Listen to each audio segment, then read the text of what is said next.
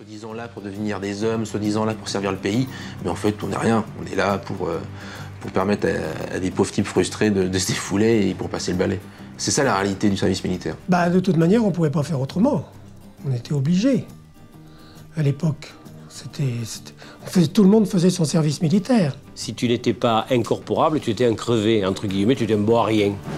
Pendant des décennies, faire son service militaire, c'était un passage obligé. Descendez à l'accueil. Dépêchez-vous s'il vous plaît. Tu t'appelles comment? À 20 ans, on donnait 1 an de notre vie pour apprendre à faire la guerre. Et il fallait toujours être bien coiffé, les cheveux coupés courts et tout. Si vous aviez les ongles sales, vous enlevez la ceinture, les lacets et au trou. Le garde à vous, le rompé, le à gauche, le à droite, c'est toujours des cris, c'est toujours des aboiements. On quittait notre village, nos parents, nos amis, notre copine. Les bras sont tendus. On passait l'uniforme. Entrez dans le rang. Homme de base, redressez-vous. On devenait un soldat. Vous appelez ça un lit au carré? J'y arrive pas. Et chez vous, comment vous faites?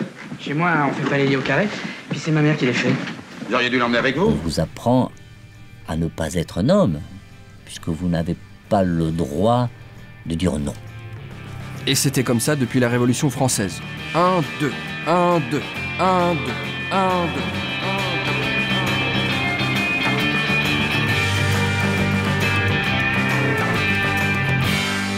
Je fais une réforme qui conduit la France à avoir, dans 6 ans, parce que c'est une réforme longue, une armée professionnelle. Depuis l'an 2000, on ne fait plus son service militaire. Il y en a qui le regrettent et qui pensent que ça nous ferait du bien, à nous les jeunes, d'être repris en main. Mais alors, si c'était si bien, pourquoi l'avoir supprimé?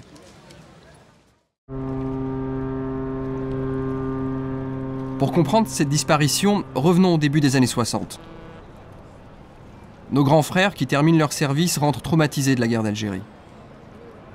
C'est la dernière fois que des conscrits, les appelés comme on dit alors, sont engagés dans un conflit meurtrier. Nos parents ne veulent plus nous voir mourir dans des guerres lointaines. À l'Est, la guerre froide connaît un regain de tension avec la construction du mur de Berlin. Depuis 1945, la France envoie des appelés en Allemagne, au pied du rideau de fer, en première ligne, devant les soviétiques. À l'époque, on a peur des communistes. En cas d'invasion, tout le monde est d'accord, il faut que nous, les jeunes, on soit capables de défendre la patrie. Alors, qu'on s'appelle Louis, Henri, Jean ou Franck, nous, la première génération d'après-guerre, on part sans rechigner. Je sais qu'un matin, bientôt, le soleil se lèvera sur un jour différent de tous les autres. Puis ce jour-là, ce sera le départ pour moi, sur un dernier signe de la main. Je partirai par un beau matin. Le service, c'est tout un rituel. Ça commence par une convocation à la visite médicale. En langage militaire, on appelle ça le conseil de révision. Dans ces années-là, on est fils de paysans ou d'ouvriers et le service, c'est l'occasion de voir du pays. Nous qui avons été élevés à la campagne, pour arriver à devenir un homme, il fallait qu'on fasse le service militaire. Ceux qui étaient à journée ou ceux qui étaient qui faisaient pas le service militaire, c'était la risée des collègues, quoi. C'était des jeunes qui n'étaient pas normaux, enfin. Donc nous, ce qu'on voulait à tout prix, c'était faire le service militaire pour devenir un homme. Suivant. Tournez-vous. Encore. Face à nous. Bon pour le service. On n'avait pas le choix d'être volontaire, on était désignés, on partait. Je n'ai vu aucun qui a refusé de partir. Sinon, ça aurait été une désobéissance militaire. On est affecté au hasard. Armée de terre, armée de l'air, marine, on ne choisit pas. C'est comme ça que Jean-Louis et Henri se rencontrent à Verdun, loin de leur Aveyron natal. C'est la première fois que je prenais le train. Et après, bon, pour aller à Verdun, automatiquement, il a fallu le prendre, oui. En fait, c'était la première sortie. Hein. On arrive là-bas, on ne connaît personne, on est entassés comme des sardines dans une boîte, quoi, pour ainsi dire. C'est pour ça que quand on est largué à Verdun, à 900 km de chez vous, vous ne connaissez personne, vous êtes dans un pays étranger, on ne sait pas où on va, et alors on est un peu perdu, on ne sait pas où aller, quoi, presque. C'est d'ailleurs là qu'on s'est connus. Et on se fréquente depuis. Heureusement que j'ai eu cet apôtre-là pour me mettre un peu sur les rails, c'est le cas de dire.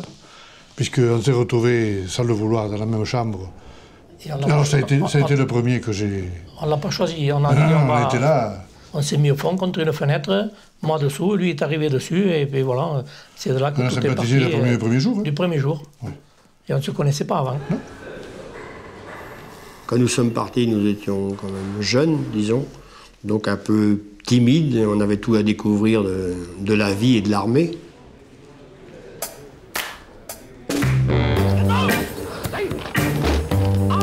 Être soldat, ça s'apprend. Marcher au pas, en cadence, saluer, obéir sans poser de questions, crapahuter la nuit, avec tout l'équipement sur le dos, monter et démonter son arme, c'est ça les classes. On nous pousse à bout jusqu'à nos dernières limites. Les gradés qu'il y avait, ils arrivaient d'Algérie, donc ils ont été là-bas à la dure, tout, et à nous, ils nous ont quand même élevés à la dure. On faisait des pompes avec le canon de fusil dans les mains, sur du gravier, et ils nous faisaient dire « Je suis trop con pour baiser Brigitte Bardot ». On faisait des pompes comme ça, à chaque pompe, il fallait le dire. On n'était pas enfermés à la caserne, mais on ne pouvait pas sortir pendant 4 mois. Allez, c'est l'heure. Allez, c'est l'heure. Un jour, il y a un gradé qui arrive dans la chambrée. Je cherche un volontaire qui sait faire du vélo. Moi, j'allais vite lever le doigt. Il m'a foutu un coup de poing dans l'estomac, un coup de coude dans l'estomac. Il dit, tais-toi, ferme-la, tu vas voir. Il y en a 4 qui ont levé le doigt. Corvée de chiottes, avec des lames de rasoir, nettoyer les pissoirs. Ah, j'ai dit, ah bon, j'ai compris maintenant. Votre vie est marquée par une importante étape, l'armée. Voilà ce que vous étiez, voici ce que vous êtes devenu. Être combattant, ce n'est pas seulement connaître l'armement, le tir. C'est aussi une mise en condition physique totale, parfaite. Ramper, plus vite, grimper, sauter, plus vite. Vous avez le sourire qui suit l'effort, lequel fait de vous des hommes. C'est comme ça que l'armée nous parle, mais on n'est pas dupes. On sent bien qu'elle veut se donner le beau rôle. Revenir d'une marche de nuit ou un combat ou n'importe, revue de slip dans les chambres. Le slip était sale, tu enlevais les lacets et tout, et au trou. Dans les prisons, on couchait carrément sur un truc en béton. Alors en plein hiver, un froid, et il y a 2 jeunes qui sont morts. Et il y en a même qui se sont suicidés, qui ont sauté du toit là-haut de la caserne. Quand son papa et sa maman ils ont envoyé un colis, je vous garantis qu'il était le bienvenu, parce que c'était du saucisson d'ici, du jambon et tout ce qu'il fallait. Et là, on cassait la croûte tous les deux. On se faisait chocolat au lait, on se soignait un peu le moral, quoi. Pour l'oiseau qui a chanté Alléluia, sur l'arbre qui a gelé Alléluia. Évidemment, vous l'aviez reconnu, c'est Johnny Hallyday. Incorporé il y a plus d'1 an, l'idole des jeunes vient de gagner brillamment ses galons de sergent. Après l'exercice, Johnny aimerait, comme les autres, goûter le repos du soldat, mais la célébrité a ses contraintes.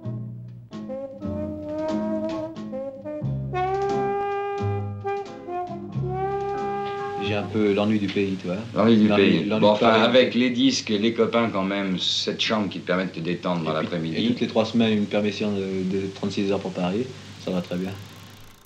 La première permission que j'ai eue, c'était le mois d'octobre, ça y est. Par là, oui. Mais une 48 heures. Pour descendre de 6, c'était impossible. La correspondance des trains, ça ne marchait pas. Alors, comme j'avais une tante à Paris, j'avais été en permission à Paris. Et après, à Pâques, c'était 72 heures. 72 heures, c'est pas long, hein. On fait le tour de la table, comme on disait, puis on repartait. Hein. Si on avait 72 heures, on arrivait sur le quai, on embrassait tout le monde et on repartait. Parce qu'on prenait les petits trains jaunes et rouges, les tortillas, là.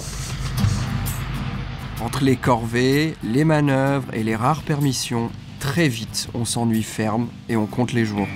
On savait qu'il fallait faire plein de mois, on avait un calendrier où on marquait les jours derrière pour savoir combien il nous restait à faire. La chance qu'on avait, c'est qu'il y avait encore des bordels, quoi, hein, plus ou moins renommés. Il y avait certainement des bordels pour les gradés, mais nous, on ne pouvait pas y aller parce que c'était trop cher. Et puis il y avait des bordels pour les appeler, quoi. Et c'était des filles de joie qui étaient assez sympathique avec les militaires. Et donc, on faisait nos petites affaires comme ça, à peu de frais. On ne se souvient plus du solde qu'on avait à l'époque. C'était en francs, c'était peut-être 100 francs par mois. Et 8 paquets de cigarettes, je crois. Alors, ceux qui ne fumaient pas, on revendait nos cigarettes pour un prix raisonnable à ceux qui fumaient plus. 0. Il arrive enfin le jour 0, le dernier jour avant la fin du service. On le fête avec les copains, autour de la quille.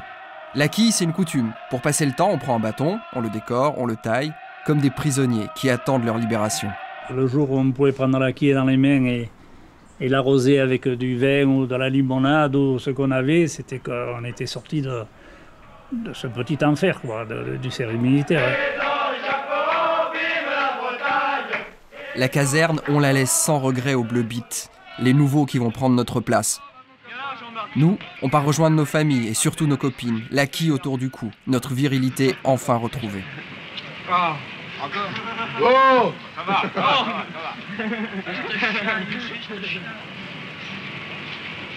Qui c'est qui veut une bise? Maintenant, on est devenus des hommes, comme disent les vieux. Mais notre vie, qu'est-ce qu'on va en faire? Quand je suis arrivé à Marseille, j'ai rien dit, j'ai pas écrit à mon père, rien. Et je suis allé chez un copain, à Lançon de Provence, et je suis resté un mois. On a fait la fête, on a fait un peu les couillons, on s'est un peu défoulé. Mon père, il savait pas que j'étais libéré. Je suis revenu comme j'étais parti. Pas de grade, pas de punition, rien. J'ai que des bons souvenirs du service militaire, des bons copains, de régions différentes, avec beaucoup d'humour. Ça laissait des souvenirs qu'on a encore dans la tête, d'ailleurs. Disons qu'en rentrant, nous étions moins émotifs, quand même plus mûrs. Quand on voyait Juju, on voyait repos. Quand on voyait repos, on voyait Juju. Et ça continue, 46 ans après. On voit des copains comme ça qui ont été réformés comme ça, qui ne sont pas sortis. L'esprit de sortir, de connaître, ils ne l'ont pas eu. D'ailleurs, après, il fallait revenir à l'exploitation, il fallait venir les parents à travailler.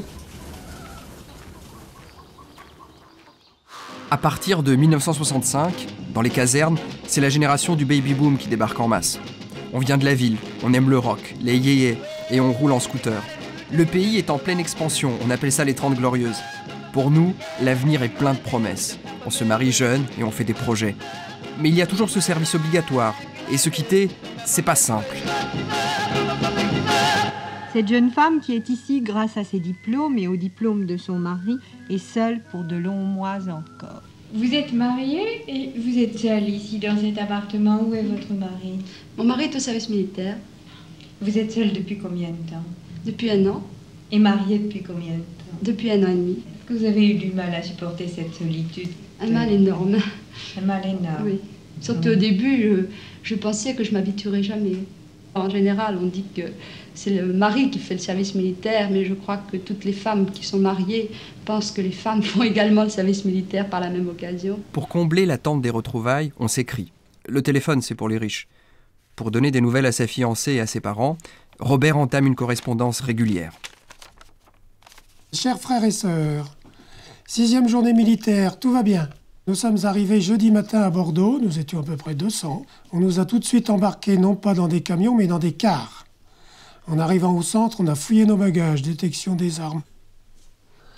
Quand je suis arrivé à Ourtin, on s'est tous retrouvés dans la cour devant le commandant de la base. On a l'impression d'un grand vide. Il n'y a plus personne pour nous soutenir, la famille n'est plus là. J'avais demandé d'aller dans l'armée de l'air et j'ai reçu mon papier, Marine nationale. Vous allez tout de suite au CFM Ourtin faire vos classes. J'avoue que c'était assez marrant parce qu'un Aveyronais, j'avais vu la mer quelques fois quand même, mais un Aveyronais dans la marine, on n'était pas très nombreux, quoi. C'est pour ça que j'étais quand même un petit peu surpris. Puis j'ai rencontré à Rodez quelques anciens marins qui m'ont dit « mais c'est bien, tu verras, puis la marine c'est les meilleurs, et puis c'est la fleur de l'armée, tu vas aller porter, si tu as la chance d'embarquer, tu vas aller porter l'image de la France dans les autres pays, et puis tu verras le pompon rouge sur la tête, et les filles vont vous courir après ». Il y avait une image forte qui se disait à l'époque « les bons partiront et les crevés resteront ».